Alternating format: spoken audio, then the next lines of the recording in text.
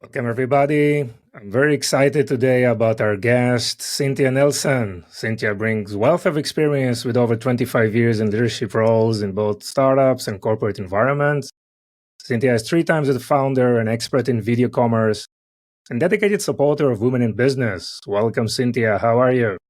I'm great. How are you? Thanks for having me. Okay, it's great to have you here. Cynthia, we know each other probably for the last year. And obviously, get to know you through the live shopping posts and video commerce and obviously the podcast. But then you started posting about women entrepreneurs and then about your investments and about the board. It's like layers and layers and it's keep coming, keep coming. So it will be great if you can share with us and you can start whatever you want, Yeah, about your professional background, about your experience. How did you end up here and what are you working on these days? sure. Yeah, so I started as a fine art major in Wow. college.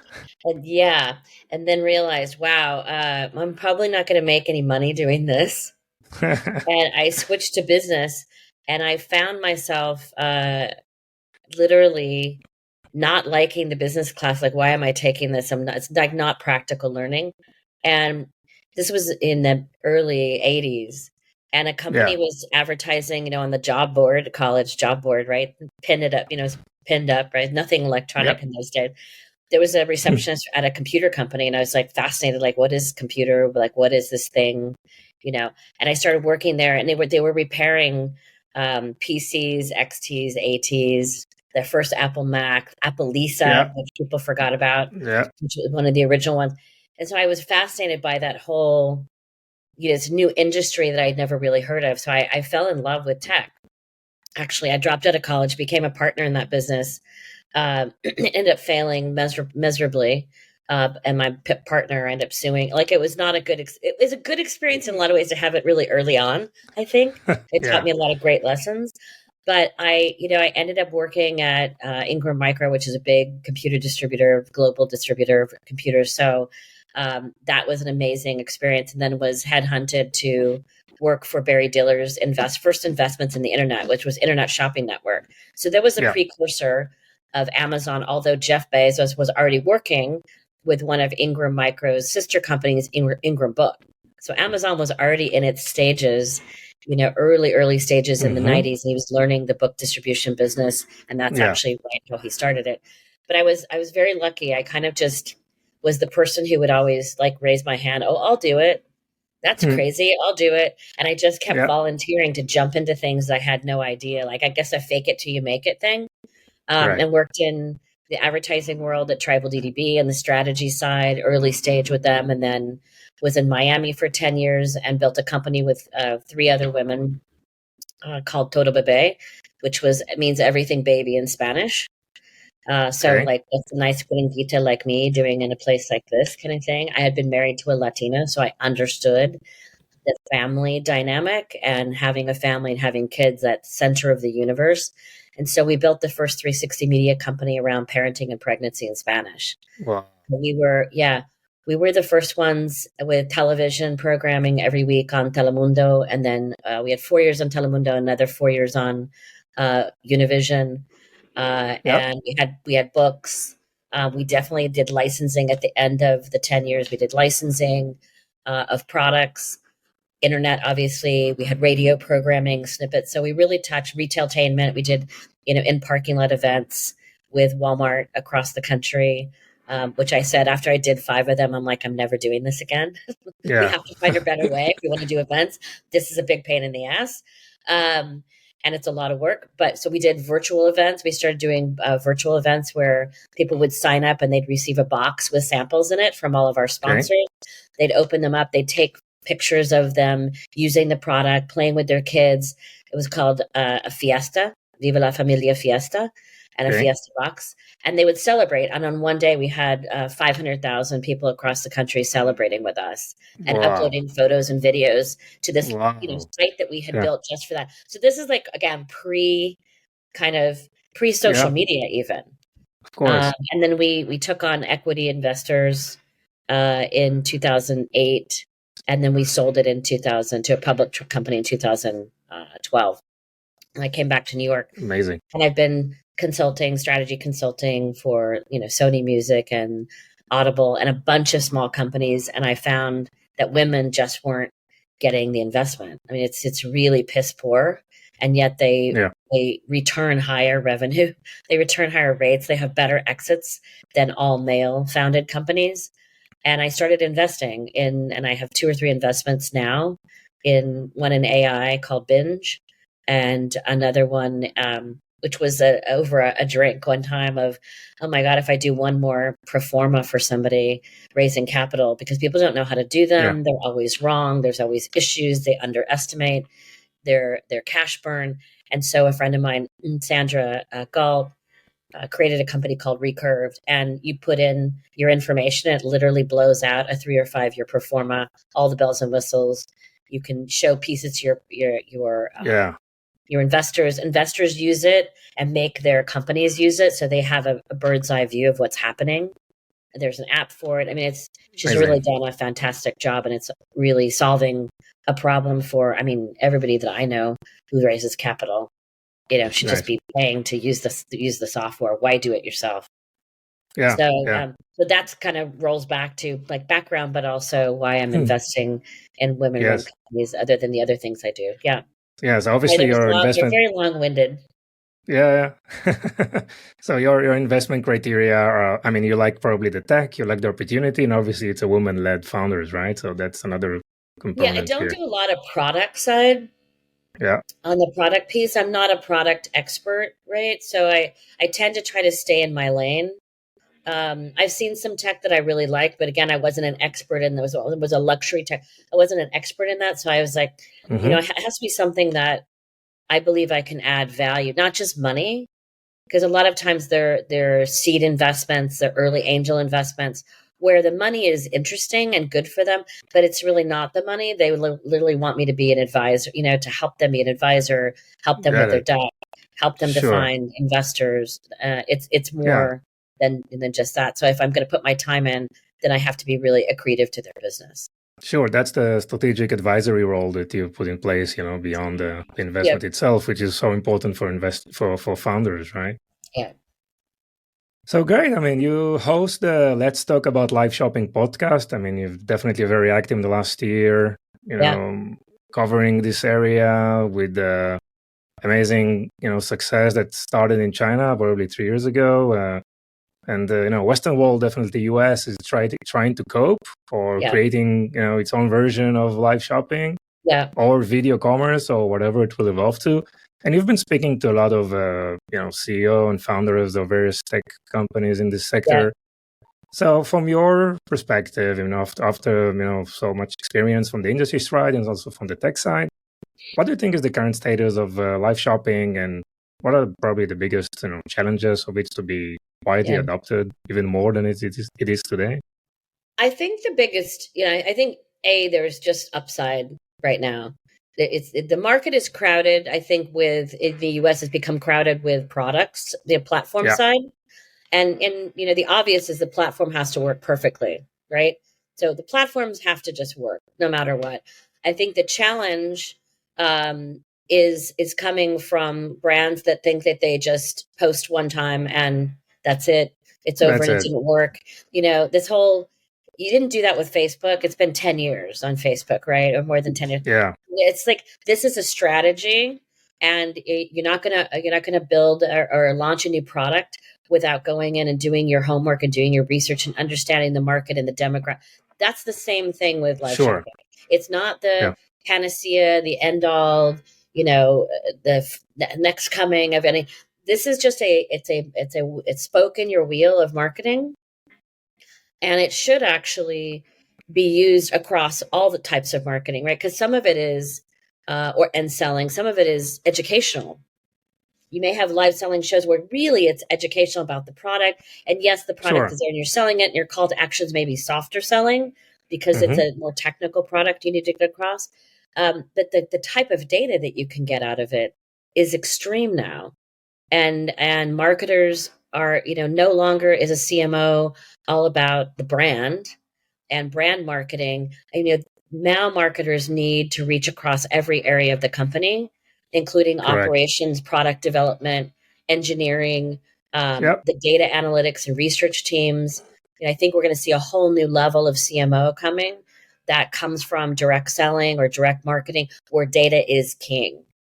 Yes. Yes. Because I do talk to CMOs as well. And in fact, a friend of mine, Carissa Price, who was a direct marketer when I met her, 15 years ago, direct response marketer 15 years ago, did a turn at Walmart as well. She did a couple startups herself. She's now the CMO of a company called Dragon Fruit AI, which is a really phenomenal platform for retailers. And she said she's stunned when she talks to other CMO marketers that they don't have the data analytics background and they're having to use other people in the company and having to learn it. And she's like, I'm so glad I did 10 years in direct response because it's everything. It's the whole funnel in direct response. You're capturing and looking at every single, and she was buying television commercials at that point. So was expensive, right? So if it didn't work, it didn't turn the dial, the call to action, like boom, they changed it and they moved on. But they were really looking at, getting people down the funnel. And I think live shopping is this tool that marketers, need to use, but they need to understand the data analytics behind it too. I think what's holding people up is they're still sticking the toe in the water and they're not committing to it as a strategy. And I think internally you have to have a champion. If you don't have a champion internally at a brand that's going to kind of power through the proof of concepts, you're screwed. Yeah. It won't catch on. It won't work. Sure. Obviously, technology is not the barriers these days, right? There are so many alternatives out there. I mean, if you're on Shopify or Magento, or BigCommerce, whatever, any of these platforms, it's really straightforward to integrate these technologies. Yeah. But there is another layer, which is all the video production and the scripting and sourcing the talent and knows exactly what to do with them. And it's not kind of an organic, post on Instagram. It's more like a sales type of probably a short form video. So it's an ecosystem of arts, of technology, of various things. And I think probably anyhow it won't be like the major revenue source of any brands or retailers, but I think it's very, very powerful in building like brand loyalty, customer engagement, and definitely the data, right? This data that you aggregate from video and engagement that users are having with the video, I think it's so powerful that it must be like a part of any marketeer, these days. Yeah, I completely agree with you in that. It's not what live selling is. This is not new. People go look at what QVC and HSN have been doing. This has been around for 50 years. Yeah, it's not new. Like there is a formula for creating a live show. It doesn't have to be 3 hours long. It could be 15 minutes. But there's a formula around, and there's a formula, the call to action. And you mentioned Don Chubet also, who the expert in the talent training side. Just because you have an influencer that you work with doesn't mean that they can sell. Correct. I mean, it just doesn't. I don't care if they have 20 million followers. It doesn't mean they could be great on what they do, but it doesn't really mean that they can sell. So I think that part is extremely important. And the other thing is distribution. Where are you going to push this besides your paid, earned, owned media channels? Correct. Can you build partnerships with other publishers? Do you have an access to other places where this shoppable video content can go? Because the more people that see it, right, higher brand awareness and eventually conversion. Correct. And this is another aspect. I mean, the live shopping part, but on the other side, we have let's call it video commerce or social commerce, which is like, this is like booming right now. eMarketer just published this week that 100 million buyers or shoppers in the US actually purchased on social in 2023. So this is like growing very, very fast. There is a big marketing budget going to video commerce, right? Or social commerce. And this is something that is definitely taking place. Video obviously is the main vehicle for any of these activities. And the live shopping video is also one important ingredient of all these, integrative strategy, which I think obviously is going to be really deployed and more implemented here. Now, you mentioned Dawn, and what I like with Dawn is obviously her experience and the way she delivered the training and the consulting services, but also she is building a roster of talents, like professional or certified sellers that are able to stand in front of a camera, make it attractive, respect the audience, and probably, gain experience in various niches Like you Yep. have sellers for cosmetics and fashion, and another Jewelry. one Yeah. maybe for All the sports, categories. Yep. jewelry. Yep.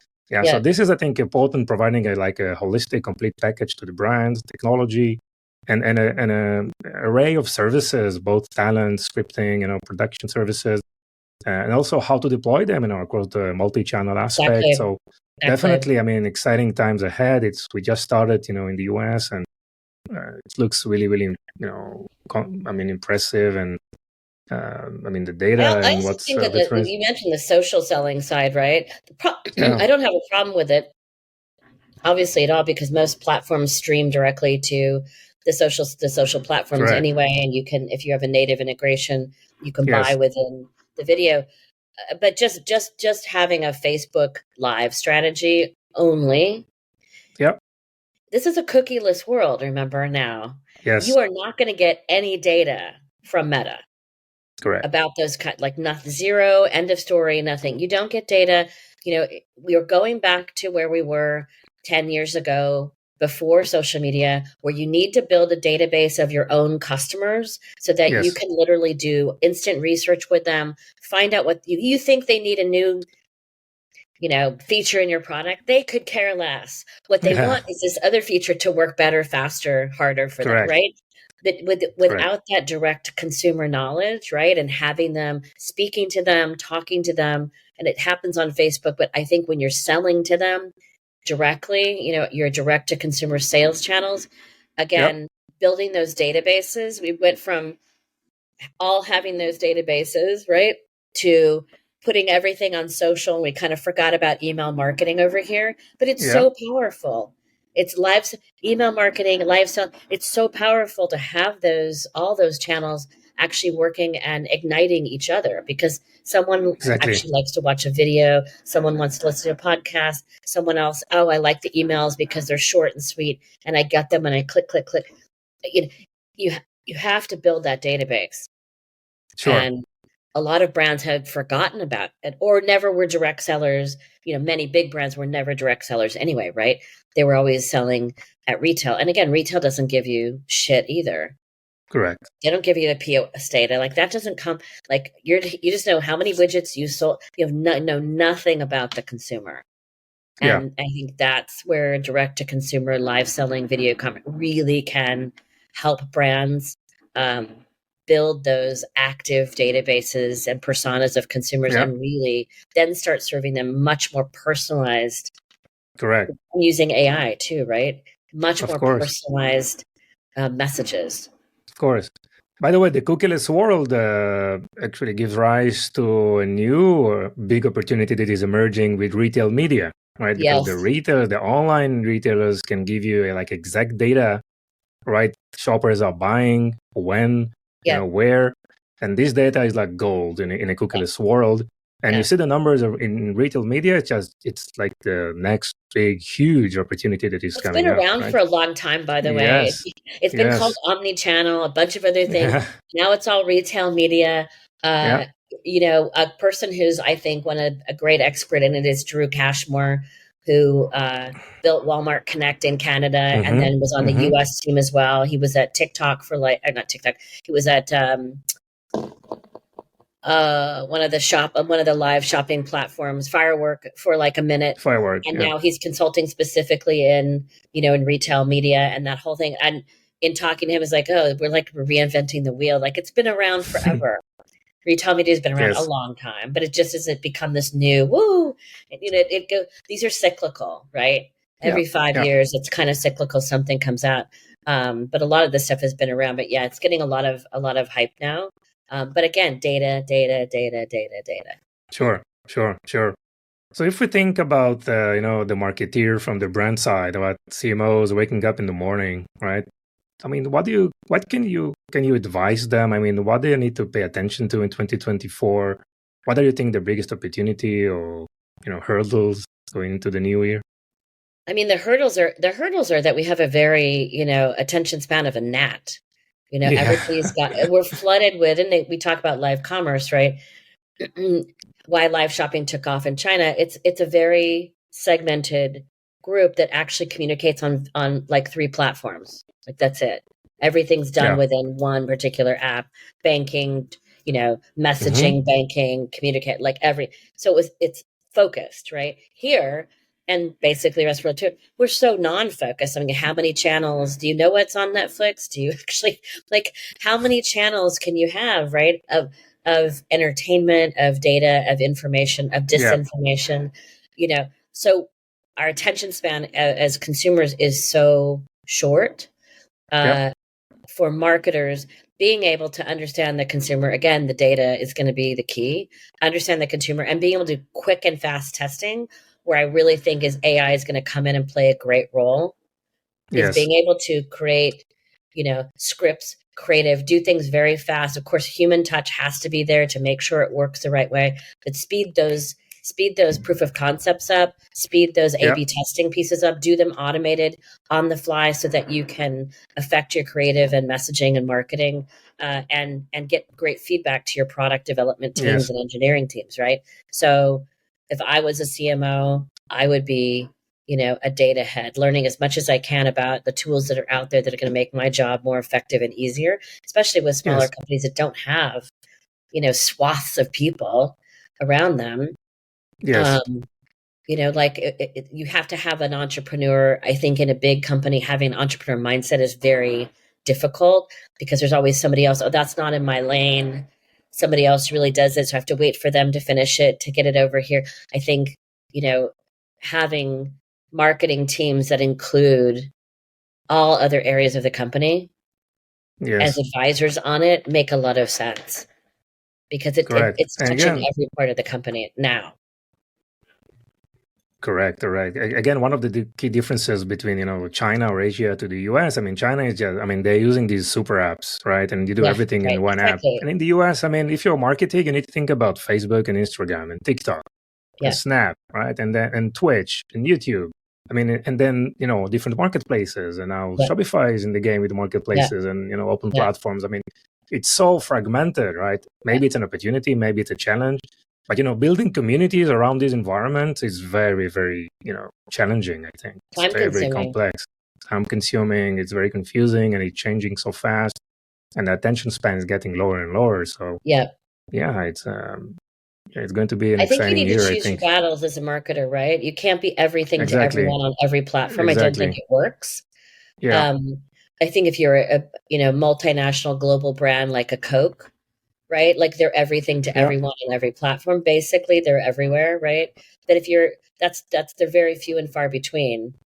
But where did they really, like, if you look at their marketing strategy, where did they spend the most money? They spend the most money in the places that get them the most returns, right? So as a marketer, if you're looking at all these channels, figure out a strategy, figure out your KPIs, test it. Don't just do it once, test it for 3 months. And then you'll figure out which one actually is going to give you your better. It doesn't mean you're going to drop Facebook because it's not working. You'll keep a presence, but you're going to not dump the same amount of money in that as you are going to do in Instagram, because Instagram just is where your customer lives. Like, where does that customer live most often? And, your target audience. And then, and I was mentioning Binge. One of the things it does, it's personality driven, right? So you can literally type in a sentence and it'll find, yes, here's your total market, but here's this whole group of people that are talking about your brand and things that are related to it that are untapped, that you didn't even know about. And they may be in places or following other people that you didn't know about, but they're untapped because their personality is the same as the type of people that buy your products today or that talk about your products today. So I think that's the other, like, finding the untapped audiences, because I'm X age living in New York as a woman, blah, blah, blah. Right. So somebody in California is same age as living as a woman in California. Like, okay, just because of the same age, and even though we went to the same high school, for example, it doesn't mean that our personalities are the same. Right. Even though we watch some of the same Netflix shows, they don't know that I'm a rabid equestrian and I need to watch the Olympics in the middle of the night. I'll be, watching, I'll be getting up and watching, those things. So, if the more you know about your consumer, the more you can kind of cross map these untapped audiences on top of it and expand, because they're really also talking about the product too. and Sure. looking at it. Sure. Yeah, I mean, so fragmentation is like a key theme, and communities around, different fragments, and it's going to be key challenges for marketeers, obviously. And now, I mean, this is the time of any podcast that we need to talk about AI, right? So, I mean, trying to figure out what's working and what's not. Obviously, there's so much, buzz and hype around that, but the real, use cases that you can really use in real life are very, very limited. So, yeah, I would love your perspective of what you see. I mean, it's such a big AI. I always call AI EIEIO, AIO. Yeah, because everybody's, everybody's using the word, throwing it around, and I think a lot of people don't know really what it means. Yeah, there's so many variations of it, right? Sure. What it is and what it's not. I think that there's, again, people using AI and saying the word all the time, and they don't really know. They think it's Chat GPT, and that's like very much the baseline, tiny part of what AI can do.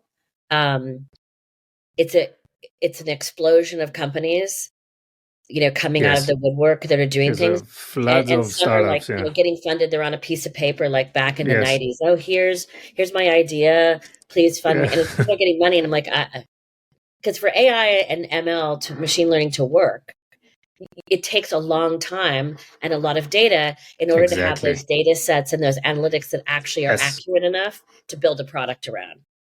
Yeah. Binge has been going on. I invested 4 years ago.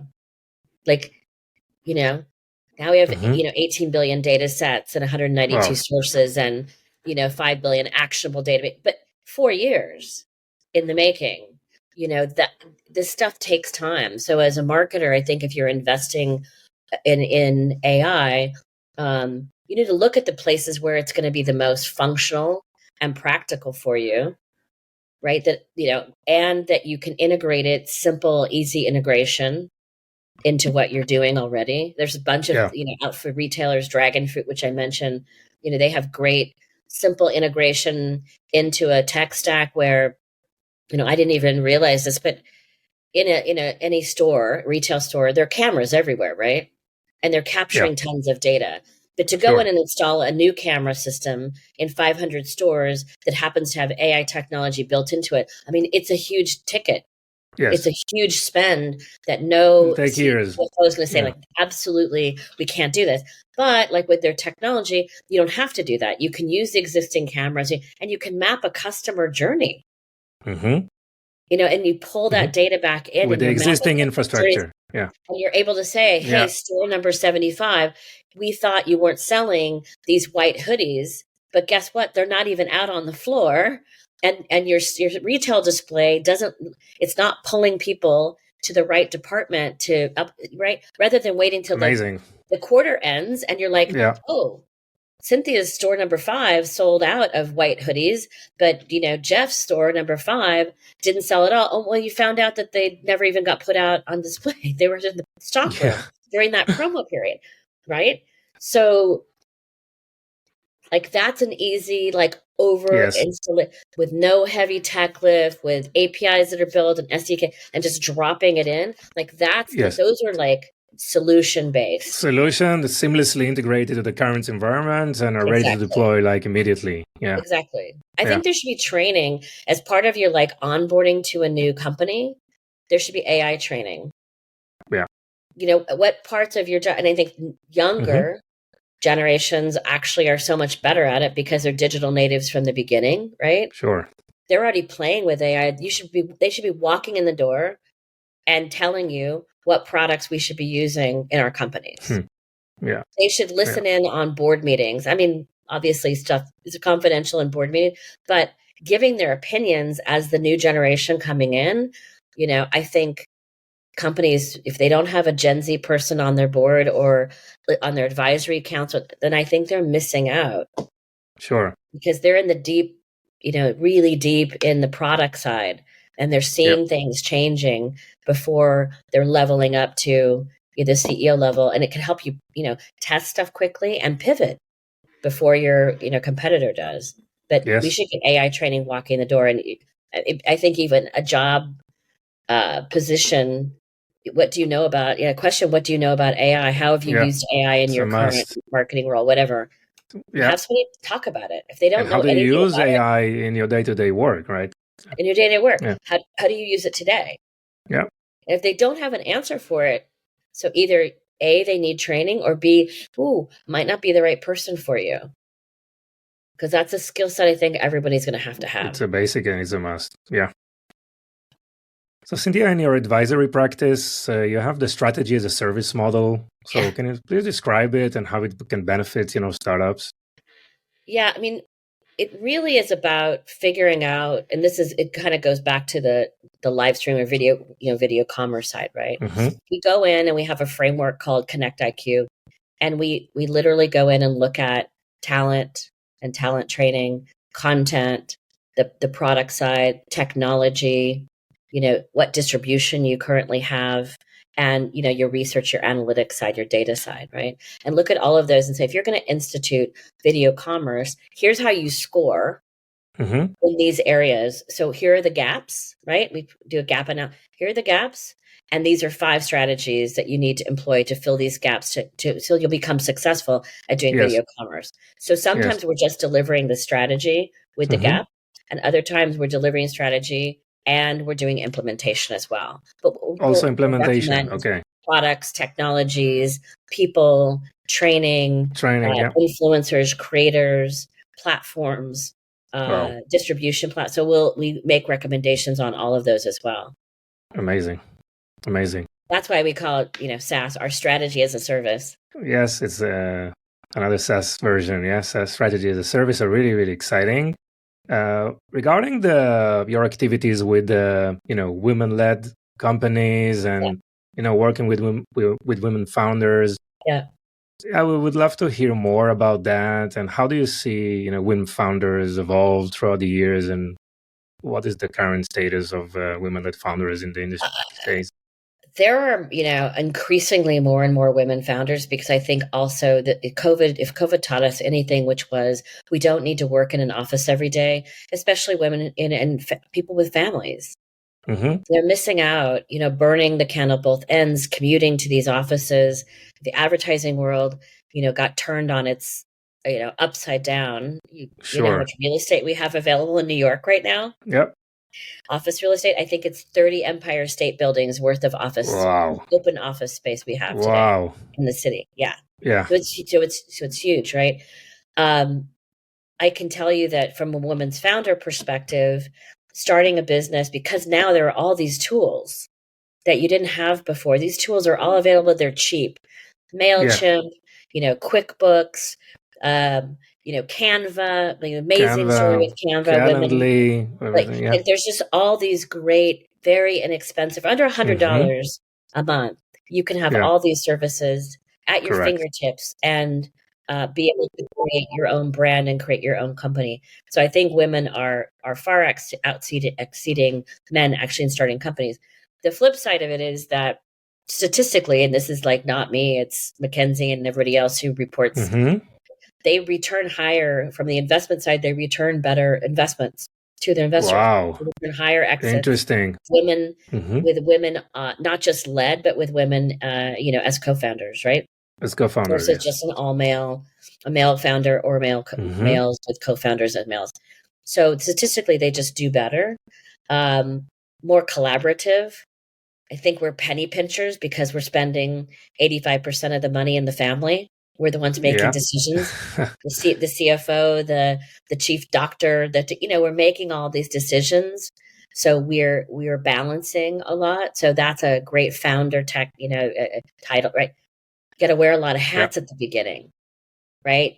You got to be the PR Correct. person and the podcaster and write material and talk to clients and sell and close deals and then do the work, right? We're used to balancing a lot of things. So I think that Mm-hmm. that is super helpful. Financially, though, we get nothing in terms of the capital. It's less than 2% Wow. of venture capital goes to women, even in companies that are Okay. funding women. I have heard, and this is very, very, very recent. Mm-hmm. One of the startups I know that's founded by a woman went in, was pitching to a woman inside of a VC. and I'm not talking a huge VC, but a VC nonetheless with a, an LP group. And the woman said, and it's a technology product. The woman said, you probably need to get a male co-founder, Wow. And she said, I don't understand. She's a 3-time entrepreneur too. I didn't understand Wow. what you're talking about. She said, well, that's just how it is around here. And she said, I said, oh my, first of all, oh Crazy. my God, I would have died. And what did you say? And Wow. she said, I told her I felt really sorry for her, that she felt like in that position that I needed to have a male co-founder because that's how her company works. She said, I think you're in the wrong company. Wow. Correct. Yeah. Exactly. But that Exactly. is not uncommon. I've had other ones who were 4 or 5 months pregnant, and they said, well, how are you going to manage this with a baby coming? Like, how? And she's like, I had a restaurant and I had 4 kids when I ran a restaurant. You know what a restaurant's like? 24/7. Yeah. Like, doing that, but they still are getting these very biased groups. And if you go to women of color, it's like Yeah. it's like 0.8%. It's just flawed all over the place. I Yes. think there need to be more women who, when they've made money, they need to be investors as well. Like that's the only way to change the system is when you Yeah. make money, you need to then turn around and become an LP, in a fund, start your Sure. own fund, invest directly in things you believe in. That's what I've tried to do, at least on my side. But Yes. it's a pretty pitiful investment. Again, it is what it is. So a lot of them Yes. bootstrap. In fact, I was listening to a great podcast this morning by somebody I really have a lot of admiration for, Stephanie Natty Olson, who started a company called We Are Rosie way before the pandemic. Mom of 2, kids were really little, and she just said there has to be a better way to work, and we have to, in the advertising industry, there has to be a better way to work. Yeah. And so We Are Rosie actually now has 25,000 Rosies around the country, mostly women Wow. that do all different types of marketing. They're experts in all different types of areas of marketing. And she has clients like Google and Facebook and Wow. American Express. Amazing. She was valued at $100 million. And Wow. the thing about her that I love, and it was called Hype Women, is the name of the podcast, by the way, that she was just on, I think a week ago, and I think I posted about it today. But she literally just stepped down as the CEO because she was starting to have physical problems, and admitting, like stepping down as CEO, and everything that came to her as really stepping back as a CEO, running a company with 5 people versus running a company with 100 people is very different skill set. And Very she literally different. was having physical problems. Physical problem. And Burnout. she completely, she couldn't be her best self, running 100 miles an hour, 100% of the time, and, and working 80 hours a week. Yeah. No Her balance. fear Yeah. of stepping back was, oh my God, what are people going to say? Oh, there's some scandal. Oh, her investors pushed her out. Oh, like all these things that came out. I said, yeah, women face, like, that's like a true story of what, went on in her head of, oh shit, people are going to say things.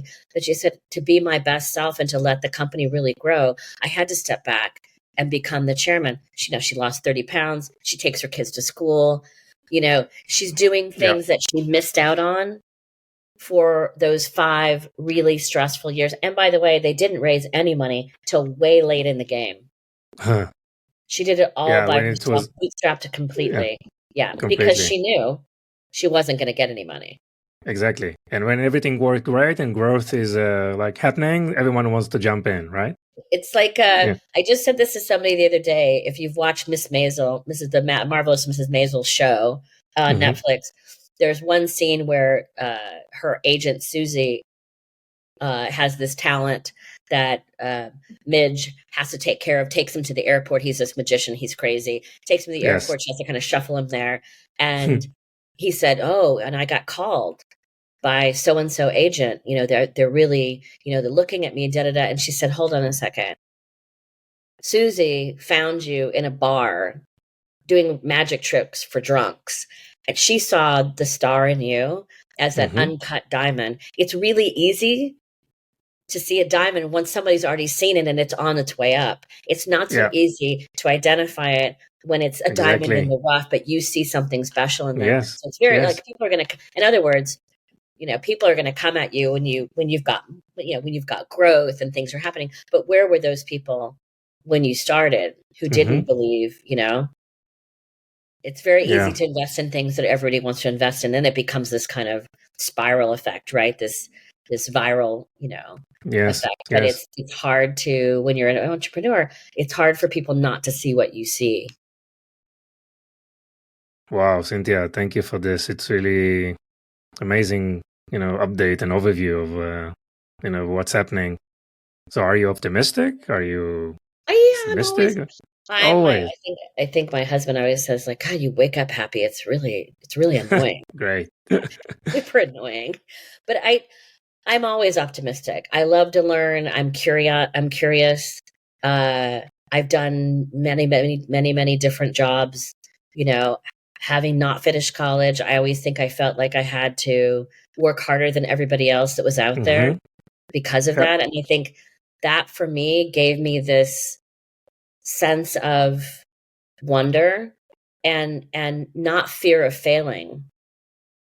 I didn't fear the failure because I wasn't built up to where I had all these degrees, and then, you fail and you're like, oh, what happened? I did everything right. I got my MBA and I did everything. Because I didn't, I think for me, it was the ability to just keep going and learning and learning and learning. And you had some inherent confidence that you can, prevail. I mean, anything that will come up, right? Yeah. That's and entrepreneurship is a sickness, as you know. I think we kind of we like it. I've done them. I think we just kind of like it. We like the freedom it gives us to be our own boss, to do the things we want to do. I'm very optimistic about all the companies that are in the live shopping space. I think there's going to be a consolidation that's going to happen. I read about that last year. It's going to have to happen. There'll be some winners, there'll be some losers, but there's a lot of great key learning that's happened along the way. And I think we're just scratching the surface of what it's going to look like in 5 years is very different than what it looks like today too, which is exciting. For sure.